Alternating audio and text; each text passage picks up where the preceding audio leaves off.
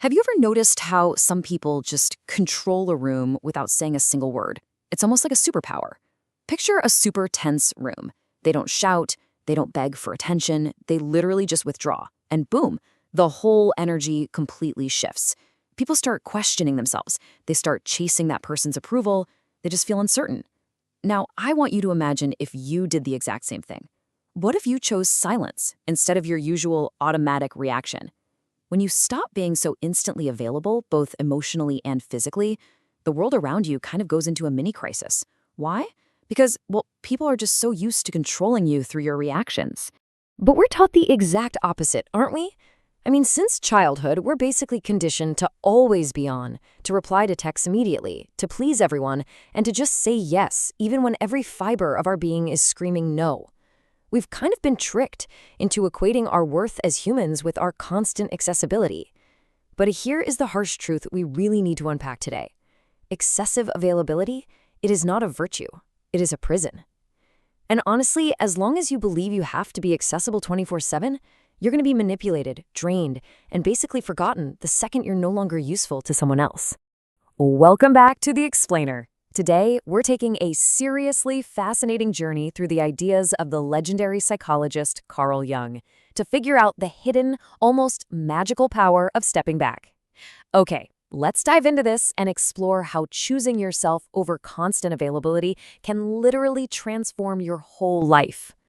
Section 1. The Prison of Availability. The Illusion of Being Needed. So, why exactly do we trap ourselves in this exhausting cycle? Carl Jung actually gave us a brilliant framework for understanding this, and it centers around what he called the persona. Basically, the persona is the psychological mask we wear just to be accepted, loved, and recognized by society. We put this mask on to keep the peace, right? It's why you respond to those messages immediately, even when you're completely exhausted. You justify yourself, you over-explain, acting like you owe the world an endless supply of your time. So the crucial point is that this constant availability is actually a really subtle form of self-abandonment. It's just a disguised way of seeking approval and trying to control how others see you. But man, it comes at the immense cost of your own inner peace. Let's look at the two sides of this dynamic. On the always available side, you become entirely predictable. And let's face it, anything predictable kind of just becomes a tool. Opportunists will start using you as their own personal emotional emergency button, pressing it when they need validation and tossing you back on the shelf when they don't. But look at the consciously unavailable side. When you furiously protect your time, you become a mystery. You remain completely sovereign over yourself. The brutal truth of human psychology is that nobody respects what they don't have to earn, period. The more available you are, the less value people are going to assign to you. Moving on to Section 2. Guarding your psychic energy. Stop wasting your inner strength. If we want to stop wasting our power, we have to shift our focus away from our external behavior and look at the internal mechanics of our mind. See, Jung didn't view the human mind as some automatic machine that just reacts without consequences. He actually viewed the psyche as a closed energy system. And that brings us to psychic energy. Think of this as the limited internal energy consumed by every single thought, emotion, and action you take. Your energy is not infinite. Every time you react impulsively to an unfair criticism or get dragged into a pointless argument just to prove you're right, you are burning through this vital reserve. You're basically spending your inner strength on things that do absolutely nothing to nourish you. Jung captured this whole dynamic beautifully. He said, "Everything that irritates us about others can lead us to a better understanding of ourselves." Now, what's really interesting about this slide is how it totally reframes our exhaustion. If you're going through life constantly drained and easily irritated, that's a massive red flag. It's your brain telling you that you're misdirecting your inner strength. You're giving away your power to please people who, let's be honest, probably wouldn't do the same for you. Your exhaustion isn't just tiredness. It's literally a map pointing directly to where you need much stronger boundaries. And if you don't build those boundaries, you're going to fall straight into this incredibly dangerous four-step cycle. Check this out. Step 1, you leave an emotional trigger exposed. Step 2, an opportunist pushes that exact button, and boom, you have an automatic reaction. Step 3, your psychic energy gets completely drained, which leads right into Step 4, vulnerability. Now, people who live their lives emotionally drained aren't necessarily weak, but they are misdirected. And manipulative, emotionally needy people, they can sense this vulnerability from a mile away. It's like sharks to a drop of blood. They easily turn you into prey simply because you haven't learned how to keep your energy contained within your own system. All right, section 3. Projection and silent manipulation. Disarming the opportunists. This brings us into slightly darker territory when it comes to human interaction. We need to look at exactly how certain people feed off your drained energy. To understand this manipulation, we have to look at another huge Jungian concept: projection. This is the psychological mechanism where people project onto others all the fears, insecurities, and flaws that they totally refuse to see in themselves. When you are overly accessible, you literally become a blank canvas for these projections. Think about that one friend who only ever calls when they're in a crisis, or maybe a coworker who constantly needs you to swoop in and save the day. They aren't actually relating to you as a real person. They're relating to the idea of you, to the role you've agreed to play for them. And the crazy part? The manipulation keeping you in that role doesn't usually happen with shouting.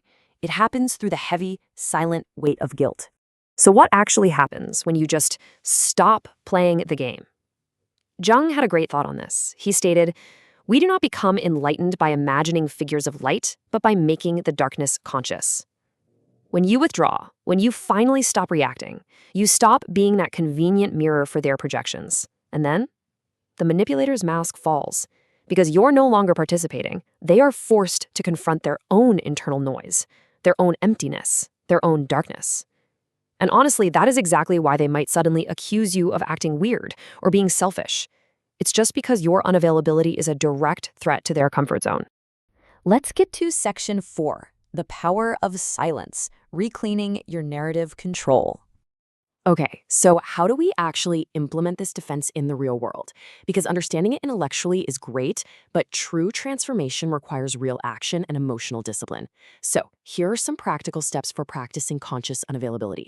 It starts super small, not responding immediately to that text, taking a deep breath before reacting to a provocation, literally just walking out of a room or a discussion before it turns into absolute chaos, turning off your phone entirely and doing it without a single shred of guilt. And most importantly, refusing to justify your absence. And this brilliantly illustrates the ultimate power move. You owe absolutely no one an explanation for your silence. When you flat out refuse to explain yourself, you completely strip the other person of their power to keep you trapped in their narrative. Which brings us to our final section, section 5, individuation and true rebirth, the solitude of the strong. Of course, taking these steps is not always easy. Actually, at first, being unavoidable is going to feel incredibly uncomfortable. You'll feel guilty, you'll probably feel a bit lonely, but trust me, this is a completely necessary part of the deconstruction process.